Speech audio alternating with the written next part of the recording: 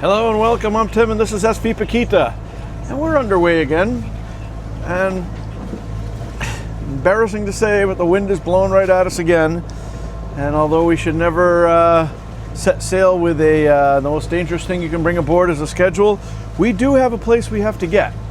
The Irish lads have to send Sean back home on the 14th, and my friend Mark is coming in on the 15th. So we've got to get over just further up on Sicily, and so we are underway, and unfortunately the wind's going to be blowing out of the north for a while, and that's kind of the way we're going.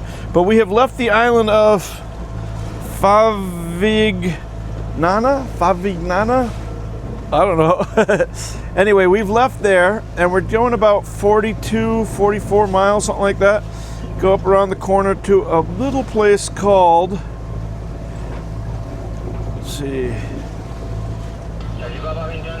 let's see, what's it say here? Well, it has 10 different names. So which one is it? Oh, Fandali? Fandali? Sounds fun. Anyway, the reason why we're going there, I don't know if you're going to be able to see this because I can't monitor what you guys are seeing right now, but let me just show you what I'm doing here on my tablet. So this is where we were when the Irish lads broke their mooring and went aground and got off, and then we came over here, and we were anchored up here, or not anchored, but on a mooring over here. And it was quite lovely. The boys, 3 of the boys went into town. The other one had to work on the back of the boat. And I cooked horse all night. Anyway, the horse tasted delicious, but boy was it tough. And quite frankly, I think the way I was trying to do it low and slow, and I did it for 8 hours, but it was such a big hunk of meat, I think it probably really needed about 18 hours to soften it up. Anyway, we love the flavor. We ate half of it. Of course, Chrysalida wouldn't have any of it. And then I got the other half, and I've put it into the Instapot to make a nice beef stew. Anyway, so we're going to come up around here like this and go over into this bay. Now remember, the wind's coming this way like this. So there's like no shelter anywhere from the wind to the swell. But according to everything I've read, this right here, this breakwater, you can come in and you can anchor along that breakwater. So since we get up earlier than the lads do, they stay up later than we do, it's kind of good. You have somebody on watch all the time. I figured I would get there because at this rate, well, it says right now that we've got 37 miles to go, and we're looking at getting there about 5 o'clock in the afternoon. So it'd be nice if I got there, scoped it out, got a good spot, got all set, and then got in touch with them and let them know, okay, look, there's a spot 2 over from me, or right where I'm at, or whatever. It's fine. You're good here, or whatever. Or it's crazy because once we get there, not only is there that night, but it's also it's going to blow out of the north for a while, or at least, I don't know. Windy and predict wind really are having trouble. We met another boat, and they told me that they use an Italian app, and it's really good for the med and we were having a good time, and I should have written it down, and I didn't. I don't remember what it is. But anyway, yeah, we've been having a really hard time predicting predict wind. It's been very difficult, it seems, to get all that done. But hey, I wanted to make a video and talk to you guys. Let me do this so that you guys don't have to look right at me all the time here. Maybe I can move this up, turn this down. Does that work? Yeah, there we go. All right, crank that up. There, that's probably more better, as the Puerto Ricans would say. Anyway, so having an island packet, I am part of the Island Packet Owners Association. The Owners Association, I've never really got any traction with. I don't even know my password over there or anything like that. But there's a guy, Hayden, who has had an island packet for like 30 years or whatever. He and his wife, Reedon, they started an Island Packet Owners Association Facebook group. And I think you can only get in if you're an Island Packet owner. It just because it's not a public group. Anyway, that is loaded with incredibly good information, and people are right on it.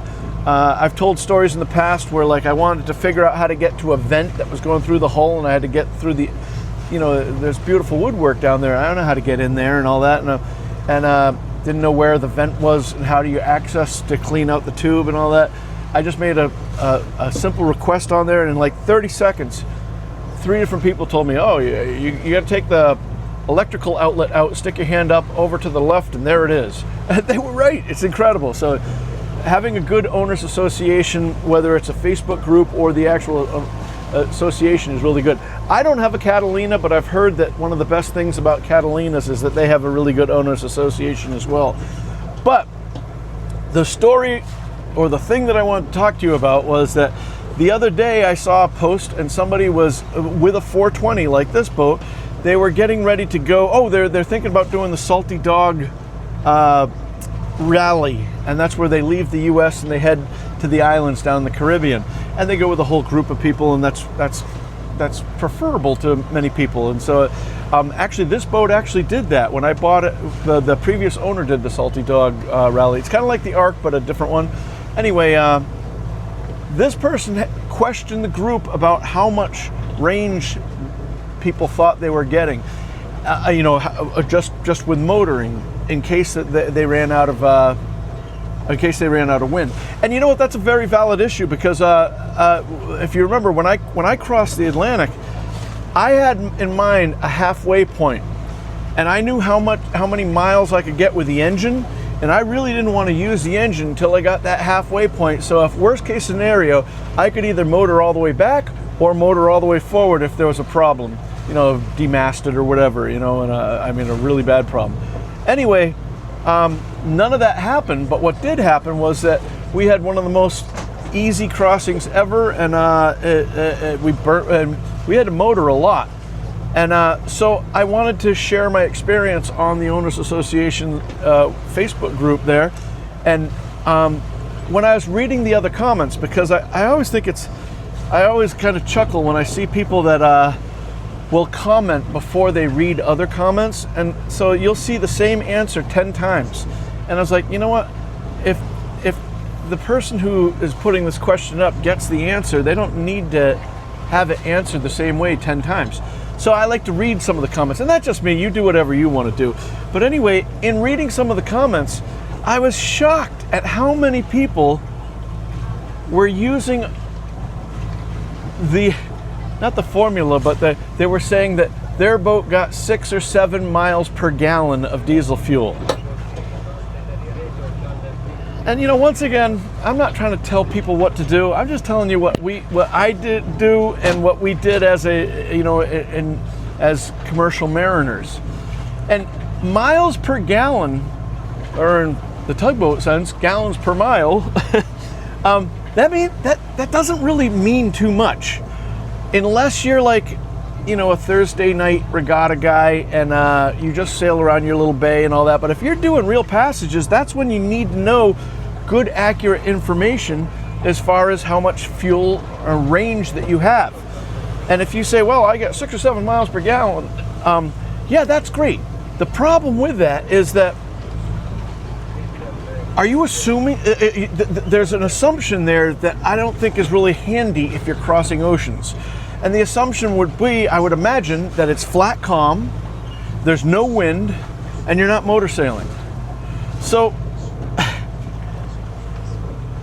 if you're out in the sea and you're crossing, doing the Salty Dog rally or something like that, and all of a sudden you have to motor for 5 or 7 or 8 days, the miles per gallon will be way off if you're motoring up a 6 to 8 foot sea and coming down and going up. So it matters whether the sea is, if you're beaten into the sea. It matters if the sea is against you. It matters if there's wind, tide, current, all that sort of stuff. So the same thing happens with us in the commercial world. For instance, a tugboat fuel burn will matter on the same things affect us, whether it's wind or tide, you know, the sea conditions, all that does. So all of us do gallons per hour, and you can do gallons per hour set at different RPM. And so in other words, I know that if I do about 2100, 2200, I burn about 1.1 gallons per hour. But I know that I burn about a gallon an hour at 1800 RPM. And I burn almost half of that, a little bit more than half of that at 15 or 14 or 1500. And so what the reason why that's more important than saying gallons, miles per gallon, is that if you are going somewhere, if it's flat calm and you're motoring at 2200 and you're making 7 knots, that's fine. You can figure out how many miles per gallon you're going to get. Probably around 6 or 7 miles per gallon. The problem is, if you don't change anything and it gets nasty, your speed could get down to 3.5 or 4 knots, but you're still burning the same amount. But your miles per gallon have gone out the window, and it's hard to keep track of that. But it's really easy to keep track of how much fuel you have by your hour meter. So I really encourage you that, and don't buy 25 gallons of fuel or 50 gallons or 100 gallons of fuel. Fill the thing right to the top, and the first thing I do after I pay the guy is I come back with my phone and I take a picture of the hour meter. And then we get off the dock and we do our thing, and later on when I write all the stuff in the logbook, I pull out my camera and I look at the hour meter and I put that down. And then like for crossing the Atlantic, I started logging how many the RPMs that I was running at, and we were able to do really well. I mean, we probably motored a good 800-900 miles, or motor sailed anyway, and still had almost half a tank of fuel when we got back, which is phenomenal. But that's because we were running at a slower RPM and all that. So I really encourage you do whatever you want to do, but there's a reason why most of us in the commercial world never talk about miles per gallon. And then you think about, you do that in a car, and it makes sense because the conditions on the car don't change that much, compared to a boat. You know, you're going to drive 55 and you're going to drive, or 65 or whatever you're going to drive. You're going to do that whether the wind is blowing 0 or 10 or 20 knots, you're still going to drive that. So, but on a boat like yours and mine, it makes a big difference. So yeah, track your hours, track how many gallons, figure out your RPM and your gallons per hour, and that way, if you are doing a salty dog passage or crossing the Atlantic, or one day hopefully I'll be going up to French Polynesia and beyond, I won't have to think about how many gallons are in the tank. I'll say I ran at this RPM for this many hours, and this is how many gallons I've burnt. And you'd be surprised. We carry 165 gallons on here. I can usually predict within about 3 or 4 gallons of how much it will take to fill the thing up. And I'm not saying I'm great. I just log it down. You too can do that. You can do that too. So do whatever you do. But if this makes sense to you and you've been saying miles per gallon, consider thinking about getting gallons per hour. Right? All right. Anyway, that's it. So we're still going. We had some wind this morning. It was kind of nice, but that didn't last long. Now I got a 22-degree wind angle at 4 knots, and I'm making 4.95 knots, and we're running at 1500 RPM.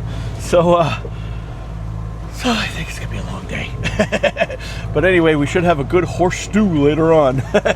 Anyway, you guys, thank you so much for watching, and thank you so much for encouraging me to make these daily updates. I really appreciate it. And Donald and Tim out there, you guys bought us rounds. So when we get to where we're going, I think that the boys and I will definitely be going, and Chris Lita too, and we'll raise one up to you. Thank you guys so much. Hit that super thanks button if you want to buy us around and drink with us. That's totally fine. And Jared out there was the only one of you guys that's had any interest in what we are watching at night. So I don't know if I put in another video, I said, hey, look, sometimes, you know, we put the screen back here, and we put the projector up, and we watch it, and it's been fun showing old movies to the Irish lads. They're great young kids, and you know, there's a lot of, you know, the newer movies. Maybe I'm just turning in my dad again, but it seems like the newer movies for me, the CGI and all that stuff is great. Some of the old movies are pretty good, where they just do it on dialogue and stuff like that. So anyway, if you are interested, write in the comments, and Jared will not be alone saying that he wants to know what we're watching as well. And to give any of you guys an idea, the boys had never seen The Count of Monte Cristo. That was the last thing that we watched, and they loved it, as I'm sure if you haven't seen it, you would love it too. Now, apparently there's two versions. The one that I showed them, I think, was from the 90s or early 2000s. I think they've remade it since then. I've not seen the new one, so I can't vouch for that. But the original one, and if you're my age, you probably grew up reading the book anyway. But anyway, it's wonderful. It's a classic story of sailing, pirates, high seas adventure, dueling, all kinds of great stuff, and a betrayal over a woman as well, which is something that is special to me. I don't know if I ever told you guys this, but one of my best friends ran away with my first wife, and God, do I miss him. Anyway, you guys take care, be safe, and as always, I'll see you on the one.